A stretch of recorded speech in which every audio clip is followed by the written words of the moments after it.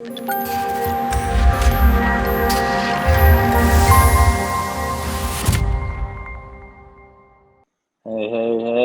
we are live. Hello, everyone. Welcome to Hiring Sub Talks, the weekly show where every week we come together and chat about what we're doing inside our agencies in comparison to what we were doing last week.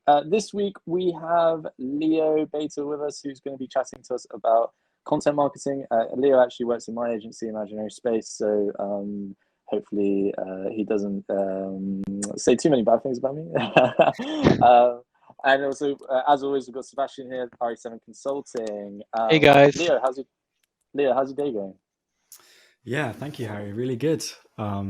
Edited quite a few things for your content stream, and yeah, other than that, not much. It's been quite a quiet day, quite relaxed. So, Leo, why don't you tell everybody a little bit about what you do? So I edit TikToks and YouTube videos for Harry's company, Imaginary Space.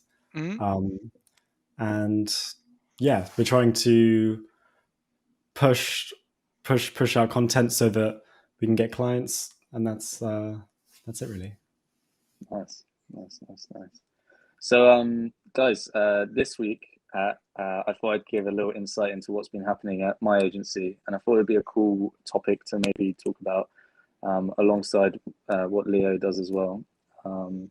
And essentially, we've been onboarding new clients, and something that we do at Imaginary Space is run strategy workshops as well as have questionnaires and stuff like that. So I thought what we could talk about today potentially is onboarding and how we do that very far in our agencies. And then I thought we could talk a little bit more overall blanket wise about marketing as well, and get Leo's input in there. So Sebastian, first of all, to you, what does a great onboarding experience look like?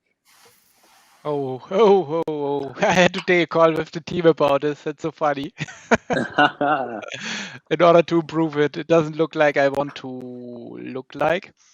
How does a good onboarding look like? I think a good onboarding process should look like it goes smooth, it's efficient, and the client feels in good hands directly from the beginning, you know. And it starts with the call, like with the first call from sales, with a discovery call, where you figure out what the clients want, what they need, and so on, and then you hop on with the specialist. So if, for example, your client just needs Google Ads, they hop on with the Google Ads specialist, which has their own checklist where they went through. And the same for social media marketing. So when you have for social media marketing a client, hops on with one of our specialists for social media marketing, and we have a prepared checklist for this, and the same goes for content marketing. And from there, it goes in our project management system, which you know already, ClickUp. And we also, or I want to document everything regarding this onboarding and ClickUp, so that the guys know when they work on the client what is the goal, and to know everything about it, you know.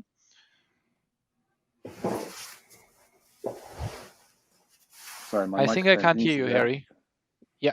Microphone was muted. Classic. I was just going to ask, why is it important to make the client feel safe and like they're in safe hands, right? Because, you know, if they worked before, most of our clients worked before with an agency. They had bad experience or they didn't have results and so on. So at least they should feel safe with the communication, that they know when they have a problem, and they see that we are professionals. Because if they feel comfortable and safe, they can open up to you. If they don't feel safe and safe, they won't open up to you. And you can also not ask them like maybe some questions where they feel uncomfortable with. Like when you ask them about money, some questions that would be interesting to know, what is their profit margin or something like this, which they might think, oh, if he knows the profit margin, they know they can increase the prices, you know? something like this. Mm-hmm. But for us, it's better to know the entire customer with the entire product and so on in order to figure out what is the best strategy for them. Yeah, very nice. I think it's like, again, talking about like that over communication process. We do a lot of presentations if anybody wants to steal our process, where a lot of the time we try and make sure that when we're doing onboarding or something like that, there's a presentation that we can take them through so that they feel like they're in safe hands. But it also gives us structure to follow, a bit like your checklist, where we have like a set couple of things to go through. As well as that, I think like a big important part of that is to like make onboarding fun. Make it feel like, yeah, like they're excited about the project rather than it being like something boring that they don't want to do. How are you doing Leo, the onboarding? So it's a very interesting process for us. We have a couple of meetings that we always have in website design. So a kickoff call where we bring them in and we add them to Coda live on the call. So they our documentation system, so they can figure out if there's any hiccups in what they're doing. We then get them into our WhatsApp group or Slack or whatever communication tool you use. But we make sure that we do it all on this kickoff call so that there's no bugs and there's no reason that they wouldn't join for some reason. You know how busy managing directors and marketing directors can get. And sometimes when you say, can you click this link and join the group, they put it off and they don't bother doing it. Whereas if they're on a call and you say, here's the link, join this group, then they have no choice and they have to do it. So they have to click. Yeah. They have to click. And if they don't, you say on the call, actually, you're not in the group. Why didn't you click the link? Yeah. But, you know, 10 times out of 10 they do it. Anyway, the importance of that is everybody's aligned on what needs to be done, and then you make sure in the next call in that call that they understand when the next date is that they're going to meet. And I think it's really important that through your presentations you always conclude your presentation with when the next meeting is, when they connect, what they can expect next, what's the next step, like always making sure that you're moving forward rather than like leaving things, you know, up in the air. I see. And I was wondering, because you mentioned just Slack and WhatsApp, how do you deal when the client wants to do a change, for example, and writes you on WhatsApp, hey, can you do this for me? How do you deal with this? Because this is our struggle that we have currently. We have our guys in the WhatsApp, and then the following happens. For example, Leo knows this probably when with content, the client is asking, hey, I want a new TikTok video because today is Women's Day or something like this. And you have lots of other things on your plate, and then maybe you forget it. So the best way from our point of view is just to put it as in ClickUp as a task, but it's not the best way from my point of view. Maybe there's something else you guys have, or maybe you have something else in mind. So at Imaginary Space, we have a request form. So when people want a change on the website, they fill out a form that gets sent to our project management system, and then somebody will pick it up, or it's assigned to someone. I hate the fact that client requests can come through email or WhatsApp, because at the end of the day, these things get lost. And as well as that, like, who's meant to be responsible for that? Like, I'm sure, Sebastian, at some point you want to retire, so you don't want to have to give somebody your physical email address and say, here's my email address, clients are going to send requests through this email address, so we have to keep it active. Instead, it's better to have a system where it's a bit more like an IT support system. So they send in a request, you say to them, we've received that request, you then schedule it, you then tell the client, we've scheduled it for this date, you can expect it to be done like this. I think one of the cool things that we've done on our form as well is when a client sends in a request like that, they can choose, do you want to be billed, or do you want after the project's done, or would you like to receive a quote? And I'd say 7 times out of 10, they say we're fine to just be billed after the work is done, which is much better for us because it's quicker then. We don't have to worry about quotes and proposals and stuff like that. It's a lot faster. So I guess my advice to anybody, including your agency, Sebastian, if you're struggling with it, is build like a request system where you can remove that need to be on WhatsApp or email, all the time. Yeah, I was thinking about a form. I know I can do some forms in ClickUp, so I just share with them the form. They fill it out, like you said, a request form, and then we put it in. And then it's easy. Leo, you're awfully quiet, so I'm going to ask you a question about TikTok, buddy. Why? So Sebastian and I both run agencies, obviously. You and I have spoken about TikTok quite a while. Why do you think it's important for companies to get on TikTok? What do I think? Not to put you on the spot. No, I'm just trying to think. Yeah, so I'd say there's such a massive audience on TikTok that you can access just by and posting content. It's such a low barrier for entry. It's the easiest platform there is in comparison to YouTube, which takes like years before you'll probably get any return from it. And then well, that's debatably like a dying platform. So like TikTok is essentially your only option in many ways for many companies. And yeah, I guess making content in general, I think, is a great thing to do to maybe broadcast what you're actually doing. And yeah, that way you've got like an opportunity to get more clients, or yeah, if not even clients, at least you're showing what you do. Yeah. What I also can add for TikTok, for example, TikTok, as far as I know, is the only platform where you can do follower campaigns. So Insta, Facebook, no possibility to make follower campaigns.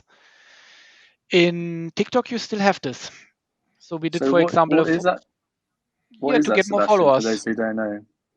Yeah, to get more followers for your account, and Instagram or Facebook or Google, you don't have this anymore, but Instagram and Facebook, you need to make other engagement campaigns or something in order to hope to get followers. TikTok, you can make exactly follower campaigns.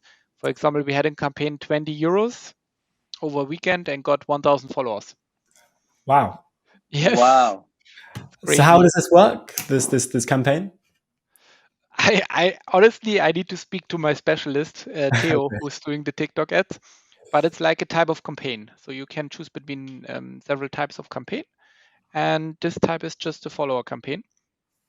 Wow. And as you know, the power of TikTok is you get easily lots of views, and it's like booming. It's crazy. And also you see now the reels coming to Instagram. So now Instagram is copying from TikTok because they see this is the new thing to have.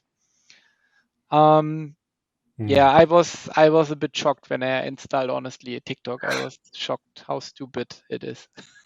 I mean, that's so cheap as well. 20 euros for 1,000 followers. I can't even. Yes. I wouldn't be able to do the quick maths, but that's like pennies or cents. Sorry for. We did it in Romania. Probably in the UK it might be a bit more expensive, but we have some clients where we're doing TikTok campaigns, and I think for some clients this might be the right thing. The same like for LinkedIn or other channels, but you need to see what content you want to post there. And the question is, how much do you get out of it? So if you're just getting lots of views, maybe your brand awareness will increase, but is this the only thing you want? You want also that they buy some products, So Sebastian, what is it you found you've gotten from TikTok? I'm honestly not so convinced about it. I was even joking with my employees, maybe I'm too old. Yeah, because maybe it's also because the algorithm didn't have my interest, so that's why I saw so many stupid videos. I mean, there was not much value in it for me. It was just crazy how it sucked me in. I think this is something where TikTok is really cool. If you want to get sucked in, you go from one video to the next one, to the one reel to the next reel. It's crazy.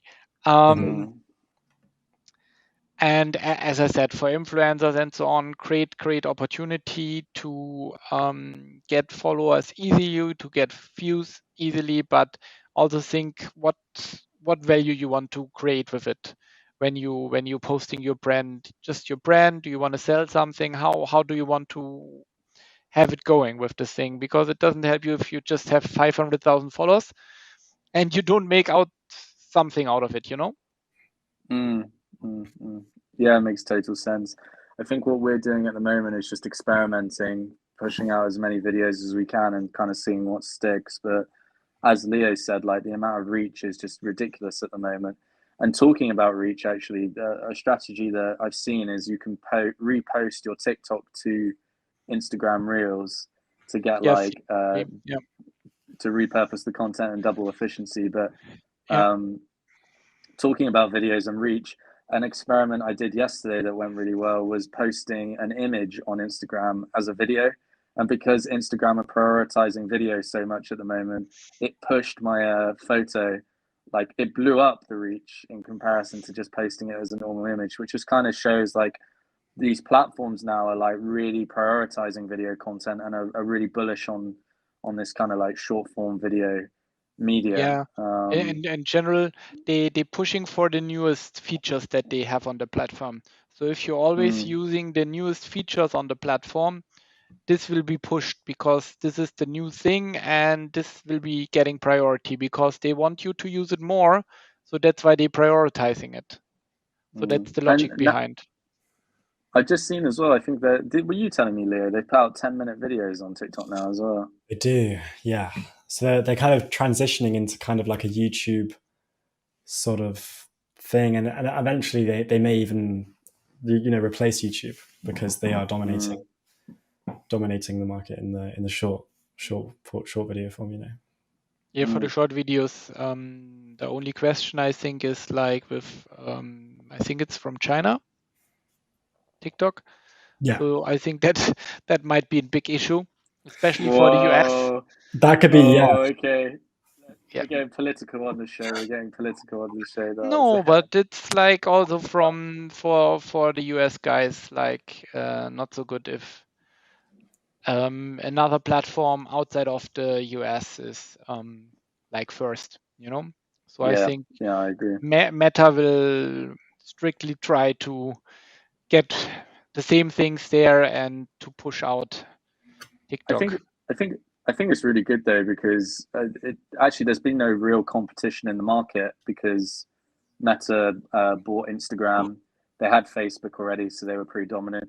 YouTube didn't have short form video content. They weren't doing YouTube Shorts until TikTok came out. So it's kind of nice to see like a challenger app come out and like challenge YouTube and Instagram, and then seeing those platforms react, and they're actually being pushed to develop new features and such to try and compete, right? So I'm excited to see what else TikTok releases that causes like new features to be then released on like Instagram and YouTube as well.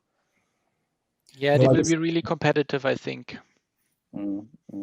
I just hope platforms like YouTube like maintain their integrity with the style that they're actually good at, because if they like go too far in like the short direction, they could ruin what they've already got, and that would be a big shame because it's an incredible platform as well, I think.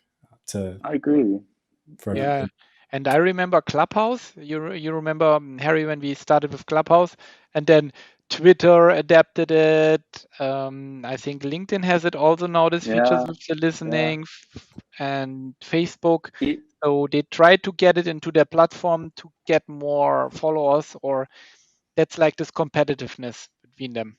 Would you say Clubhouse is something people should use as well? Because I'm not really too familiar with the platform myself. How would you say it could benefit people? I'm always saying you should use what you like to use. So if you like to write short messages, then use Twitter. If you like to record videos, maybe it's TikTok, Instagram, or YouTube, It depends, and also where your audience, of course, is. But the best way is what you like to do. And then the audience will find you because they see that what you are doing is good, you like it, and so on, you're passionate about it. I just see that the audiences, they split in so many channels. So in order, if you want to expand at one point, you will probably reach a limit.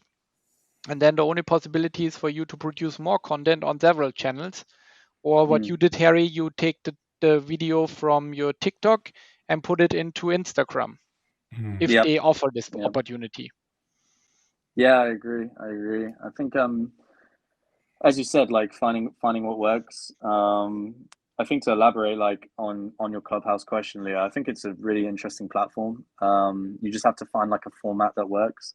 So we've experimented, Seb and I, with like doing like theory and thinking about ideas and stuff of like you could use Clubhouse as like the live audience to your radio show, and you could record a podcast and then have people in the audience chiming in, almost like that you're on a radio show and you're having like callers call in and talk to you. I think that there's some really fun ideas, and I know that there's a lot of entrepreneurs who, when they record their podcast, they'll do it whilst they're live to a Clubhouse audience, because it's just more eyeballs on you. And I guess like nowadays there's so many people in this bloody world that posting like hundreds of thousands of pieces of content, or at least being very, very, very prevalent on platforms, is like the way you're going to be able to stand out and also be heard among the noise. It's quite competitive out there, and we tend to find that you need to think a bit out of the box to be able to get those clients and an audience that you want, really. Thank you for I think did you find you could gain an audience quite quickly? Because I think that's a difficult thing with a lot of platforms, I think TikTok is the best to grow fast an audience. I don't know how this algorithm works, but it works like crazy. I don't know, with the views and so on.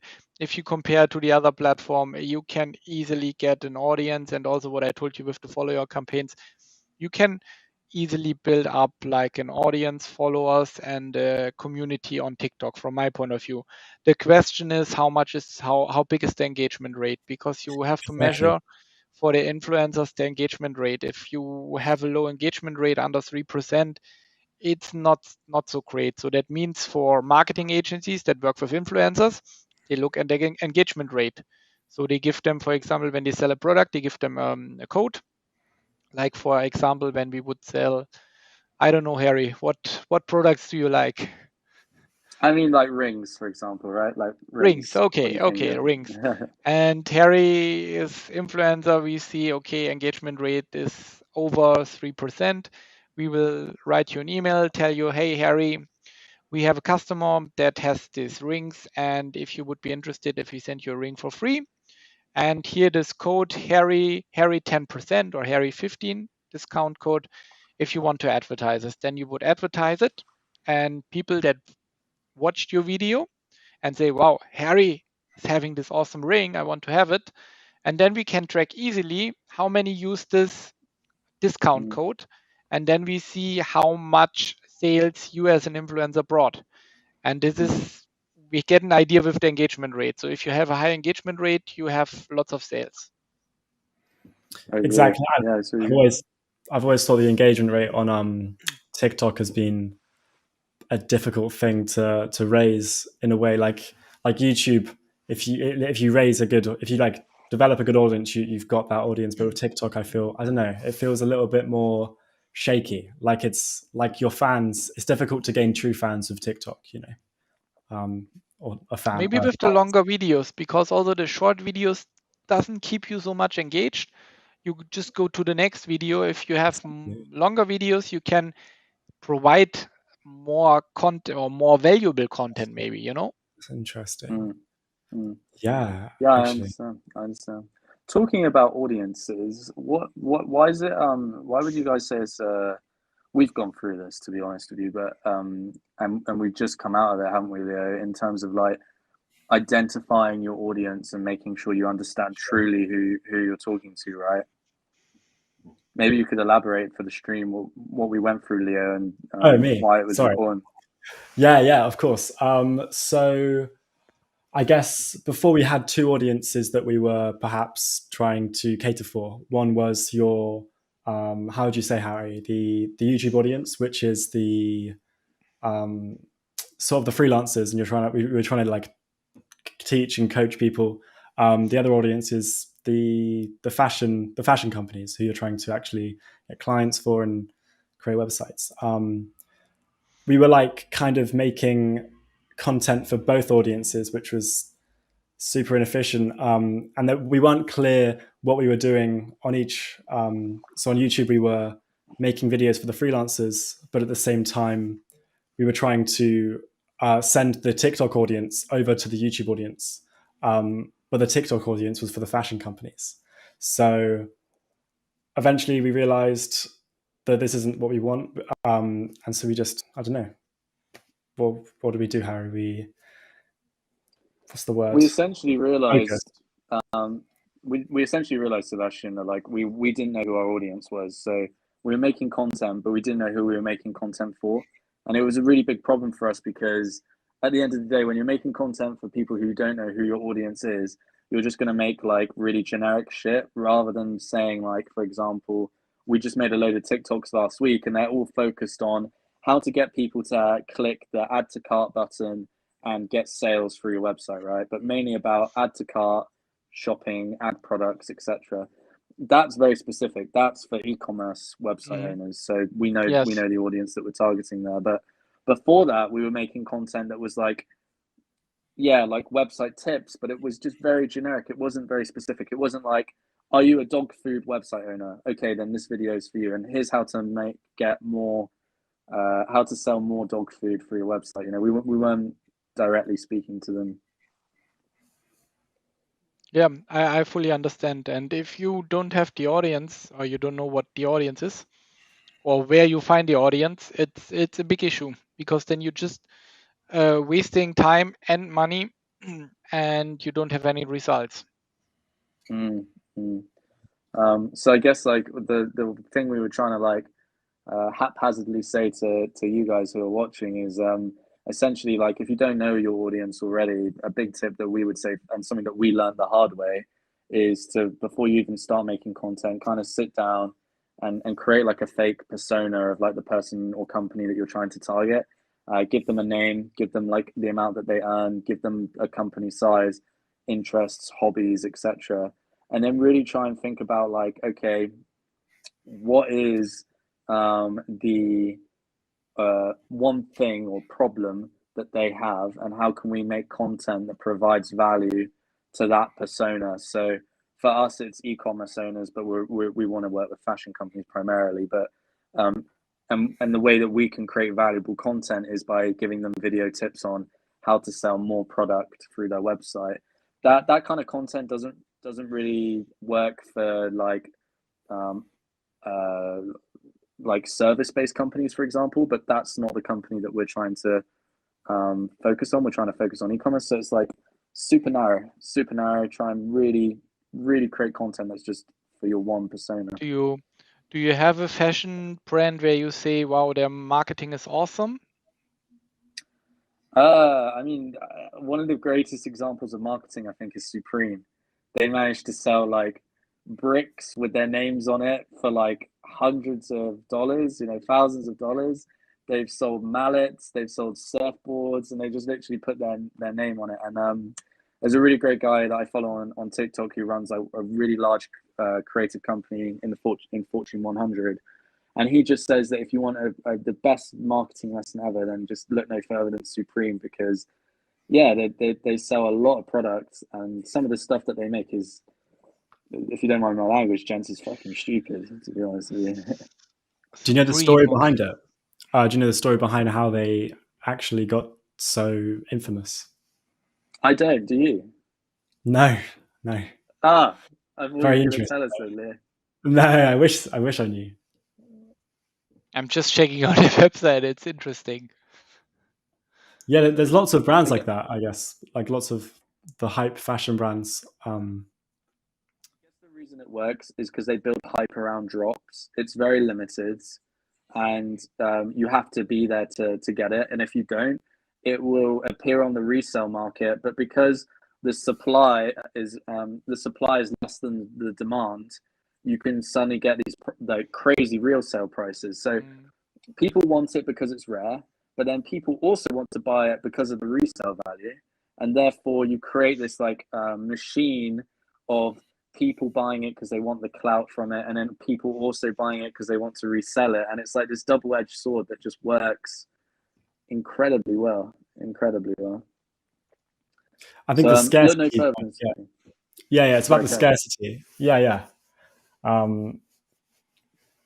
guess NFT. Just let's wait until the first NFT comes, huh? Or maybe they have it already. Probably they had already an NFT project. I wouldn't be surprised if they do one at some point, because that seems to be like the hype at the moment, right? Yeah, even Adidas and so on, Nike, they did some NFT projects already. I mean, in some collaborations and so on. Could you guys elaborate? Okay, cool. Sorry? What actually are NFTs? I'm not really sure. Non-fungible tokens has to do with the blockchain technology and the ideas. For example, they have now with art the thing that you have some tokens that you can't, like they are unique, and you can be the owner, for example, of a GIF, of a graphic, of a music, of an, I don't know, whatever it is that electronically you can be the owner of this piece. Right. So a big thing is art can be faked, right? But you can't fake something on the blockchain, which means that actually you can buy something and know with 100% certainty that it's real and genuine, and that's because it's stored on the blockchain, and you can't like hack the blockchain. You can't edit what's on the blockchain. All you can do is create something and put it on there, or buy an asset from someone else. So, for example, you and I could trade an NFT. You could give me some money, I give you an NFT, and because it's signed digitally on the blockchain, you as a buyer have the confidence that it's real because it's verified on the blockchain. So when you say art, how is the art created? It could literally just be a JPEG, Leo. I could take a picture of your face right now. Yeah, and or put that Adobe on Photoshop, the blockchain.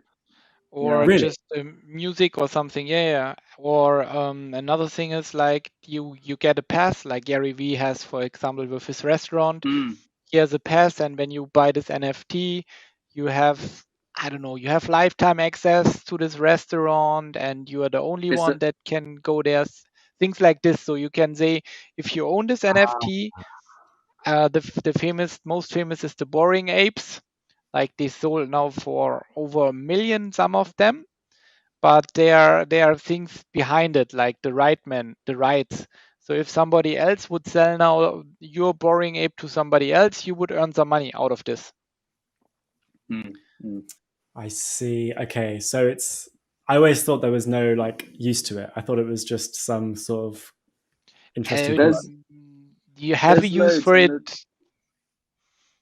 Yeah, sorry, Harry. The future will be, you buy, when you buy like a lifetime pass to the gym, for example, right? Sure. The future would be that would be an NFT, and then the market would decide what the value of that is. So if I bought a pass to Nobu, a really famous Japanese restaurant around the world, right? Everybody wants to go to Nobu. It's very expensive. And let's say Nobu tomorrow decide that, okay, from now on, we're only going to allow customers to come in who have our special ticket. We're going to print 100,000 of these tickets, and we're going to sell them. And then whoever has the ticket is only allowed to go into Nobu. Well, the cool thing about that is then the market decides the value of what that ticket could be. So if you buy it and hold on to it for a year, it could be worth double the value, and then you sell it. So it's a bit like investing. It's a bit like it is an asset essentially. But the cool thing that Gary Vee keeps going on about is like at some point these assets are going to have like multi uses. So as Sebastian said, like when you buy his one, not only do you get the piece of art and the and the opportunity to potentially resell it at a higher value, but also you can go to his conference every year, and it's a ticket to go to his conference. So yeah, you have to you then ask yourself the question of, what is the value of having a lifetime ticket to a conference? And then the market decides that, So I think one of the best ones he's done is you can get a cup of coffee of him once a year if you buy a particular one. It's very cool, and he's a guy who has very limited time, so it's little things like that. I think in the future you could have people like Bill Gates who release NFTs, and it's like you can have 10 minutes with them every year, you know, or something like that. Wow. What? Why would they do that? Just for like, is there a return for them or? Yeah, for them, they would say they donate it to something, you know. Sure. But as I mentioned, if you are the owner of an NFT and you would sell it to somebody else because you say, for example, I don't want to have every year 10 minutes coffee with Bill Gates, you sell it to You don't, somebody else. Sebastian. You don't Yeah, have 10 minutes with Bill Gates. yeah, maybe you want to, you are more Apple and you want to go with book, you know, and you are selling your NFT, and some depends on the technology on the system. You might also earn from the sale something to you. Yep. What makes one sorry. Gary V's is really good because he has a thing where like every time his NFTs are sold between different users, not him, he earns 5% of that transaction value. So I think he made like 5 million in the first year or something of the transactions going backward and forward, something ridiculous like that. It is ridiculous. What makes one NFT more valuable than another? Like a Supreme NFT more valuable than the market. It's like stocks. It's like stocks. Offer and demand. So yeah. But like you could just make another.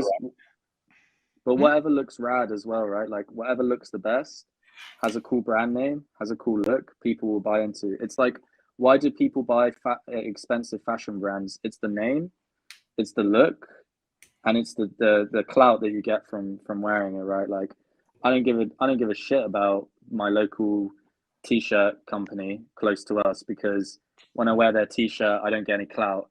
But when I buy Supreme, I get clout, and that's kind of like, you know, how the market works then. I see. So what's the difference between like a Supreme NFT that, and then another one that has like that maybe is like 1 pixel bigger or something, if you know what I mean? Or am I completely misunderstanding? No, it's like you have to imagine when they drop something, it's not about the pixel, it's about the piece by itself. Like a Mona Lisa gets a higher price than when I try to draw a Mona Lisa. Even if it's bigger, it's probably still uglier than the Mona Lisa. You know, that's why the Mona Lisa is more worth. So it's about the person. It's about the brand that actually created the NFC. For art, for example, just for art as an example. For the art, yeah. And the NFTs, like if you have special things, they are connected with some offers. Like this one gets you a coffee with Gary Vee. This one gets you free to a conference. The other one gets you free to a restaurant with Gary Vee or something. So they have different features. I see. Can anyone create? Right. God, I keep on pushing forward with questions. Let's end it. Okay. Everybody can create an NFT. Everyone just YouTube or Google how to create an NFT. You just need some cryptocurrency to produce it, to create it. As far as I know, I don't know which. I think Ethereum is the most common ones. But you can also do it on other networks like Elrond, I know, for example, Polygon, and so on. Looks like I'm going to be making some NFTs this weekend. Okay. Very nice. All right, guys. Well, thank you, everybody who's watching this episode. I know that we talked about a range of topics today, including onboarding. We talked about TikTok and content, and then a really nice spiral into NFTs as well. And it's very, very interesting to talk to you, Leo, about content and NFTs as well. If you want to learn more about NFTs, I would totally recommend checking some videos out on YouTube. Watch Gary Vee's videos on how he created his NFT and the whole principle behind it, because that will give you a load of insight into it. And as Sebastian said, if you want to make an NFT, you can. I think there's both a dangerous part in that and both a fun part in that as well. So it's all very cool. But apart from that, this is Harry and Seb Talks. If you want to follow Leo and I, you can find me, Harry Roper, on TikTok, Harry Roper on YouTube, Harry Roper on Instagram, and you'll see the content that we're pushing out on there. We're really ramping it up on the TikToks at the moment. If you want to find Sebastian, it's Sebastian Bayer on Instagram, it's Sebastian Bayer on LinkedIn, and it's RE7 on LinkedIn and Instagram as well if you want to follow his agency. But apart from that, thank you everybody for watching. This has been Harry and Seb Talks. See you later, guys. Have a nice weekend. Bye-bye. Bye-bye.